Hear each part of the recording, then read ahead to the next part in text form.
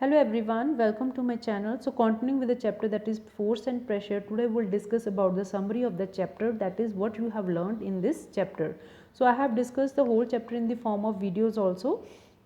You can go through those also. So the first is force can be either a push or pull. तो हमने ये पढ़ा कि जो force है या तो ये push होगी या क्या होगा, pull होगा. Pull means जो है attraction होगी और push में जो है repulsion होगी, right? A force arises due to interaction between two objects. Force तभी arise होती है जब due to interaction between two objects. जैसे एक कार है और आप यहाँ पे खड़े हो, ये कार तब तक स्टेशनरी है जब तक आप इसके ऊपर प्रेशर नहीं लगाओगे. So this car will move when this person will apply force on it. It means the force arises due to interaction between two objects. Force has magnitude as well as direction. तो force का एक magnitude होती है, उसकी particular value होती है as well as direction. तो जिस हम पर्टिकुलर डायरेक्शन में फोर्स को अप्लाई करेंगे उसी तरफ जो है ऑब्जेक्ट मूव करेगा. Now a change in the speed of an object or the direction of its motion or both implies a change in its state of motion. Supposedly ये चीज़ जो है, ये बॉल है, रेस्ट के ऊपर है, या हम ये कह सकते हैं कि बॉल धीरे धीरे मूव कर रही है, अब जो है फास्ट हो गई है. मीन्स अब यहाँ पे क्या है, change in speed of an object. अब ये बॉल जो है तेज़ी से चलने लगी है और इस डायरेक्शन ऑफ इस मोशन. अब जब है इसको बैटमैन की तरफ जब आपने हिट किया तो ये इसकी डायरेक्शन ऑफ मोशन चेंज हो गई. So that means implies a change in it state of motion.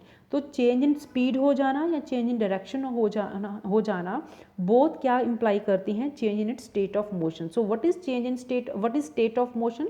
State of motion दो केस हो सकते हैं, either the object can be at the rest or object can be in the motion. So object किस state में है, that tells the state of the motion. Force acting on an object में cause a change in its state of motion और change in its shape. तो जो force कभी भी किसी ऑब्जेक्ट पे लगती है तो उसकी जो स्टेट ऑफ मोशन चेंज हो सकती है, या ऑब्जेक्ट रुक जाएगा अगर वो चल रहा था तो ये अगर जब चल रहा था तो वो उसका स्पीड फास्ट हो सकती है या उसकी डायरेक्शन चेंज हो सकती है.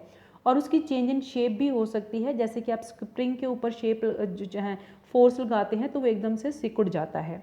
A force can act on an object with or without being in contact with it. तो जैसे कि हम नॉन कॉन्टैक्ट फोर्सेस की बात करें तो उसके ऊपर भी, ऑब्जेक्ट के ऊपर फोर्स लग सकती है with or without being in contact with it. अगर जो है फोर्स ऑब्जेक्ट के साथ है कॉन्टैक्ट में, हम उनको बोलते हैं कॉन्टैक्ट फोर्सेस. तो अगर फोर्स ऑब्जेक्ट के कॉन्टैक्ट में नहीं होती है तो हम उसको बोलते हैं non contact forces. Force per unit area is called pressure. तो हमें पता है कि फोर्स पर यूनिट जो प्रेशर है that is the force per unit area. Liquids and gases exert pressure on the walls of their container. Liquids और जो gases होती हैं वो एक्सर्ट करती हैं pressure on the walls of their container. Means they exert pressure in all the sides of the walls of the container. They also exert pressure toward the bottom and to the sides on the wall of the container. Now the pressure exerted by air around us is known as atmospheric pressure. So what is the atmospheric pressure? जो भी air हम around us है वो जो pressure exert कर रही है उसको हम कहते हैं atmospheric pressure. Thank you so much for watching.